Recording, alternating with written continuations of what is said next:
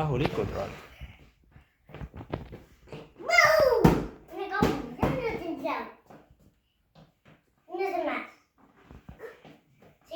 Seina vastu. Seina. No viska, Edel sai aru. Miks sa talle vastu nägu viskad? Veereta. Veereta rahulikku. Mööda läks.